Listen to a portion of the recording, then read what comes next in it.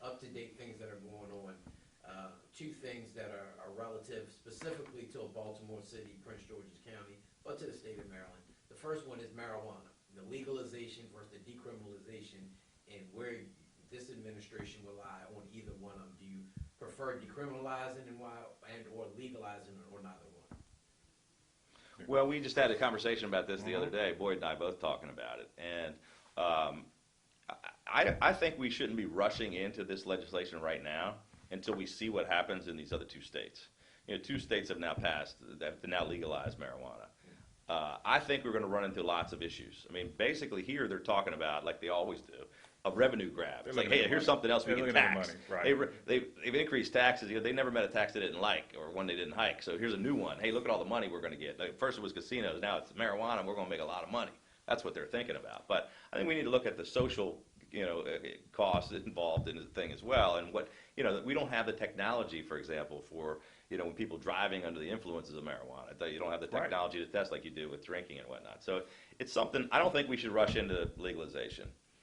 We ought to see what's going on with these two states. I think down the road, we both talked about, I mean, maybe there's some steps we ought to take towards considering decriminalization. The small amounts could be, but we'd have to look at, you know, I don't know what the legislation currently says, and you have to look at what is the small amounts and what, you know, and what happens, how does a person get small amounts of marijuana? When I was younger, when I was young and irresponsible, I did young and irresponsible things.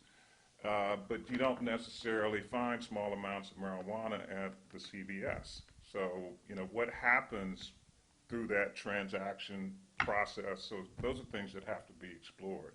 But I don't think we have that much of an issue looking at that question of decriminalization of small amounts when it comes to the efficiency of our law enforcement people. But we're not in favor of the current legislation to legalize. Yeah, legalization, I don't think we need another, you know, intoxicant right now. Shouldn't be encouraging. And there's still some research that needs to be done. First of all, it makes you lazy. We don't need more lazy folks, to be quite honest. And hungry. Might drive up a little bit of revenue. Yeah, maybe, yeah, McDonald's and some other places, but, you know, so, but the thing is, we just don't need I just more wish lazy. that we would focus on more important things right now. You know, I don't understand why all we're talking about is, you know, marijuana and pit bulls and all kinds of this stuff, and nobody's focused on creating jobs. Right. Nobody's focused on bringing businesses back to Maryland. Nobody's focused on how do we stop this mass exodus of taxpayers fleeing our state. How do we turn our economy around? It's the nonsense that they're focused on. I don't get it. Or talk about why we have a heroin problem in Baltimore City. You know, what the heck is that? I thought heroin left with Superfly. You know, and it's been around. I know it's been going on in Baltimore City for a long time, and it's particularly cheap. That's why. But, you know, it's killing folks. But to the defense of the decriminalization, you have a lot of civil rights leaders, including defense attorneys like my good friend Dwight Pettit. Dwight's a good friend of mine as well. Who he represents. I appointed Dwight to the Board of Regents of the University of Maryland system. He's a tremendous guy. But we have an issue in Baltimore City that's unique probably to in regards to the entire state, which is the follow-up question would be, we know that officers in Baltimore City, we know we have a lot of hard-working men and women in blue, but you also have the bad apples. And we know that officers tend to use the excuse for probable cause is I smelled marijuana. Can't prove it. You can say it, and that's their way of using this probable cause to then search and seize things that they feel like in terms of automobiles, putting kids on the ground. We've had incidents like Tyrone West, as well as Anthony Anderson. In the past 2 years in Baltimore City, these people ended up dead at the hands of police officers.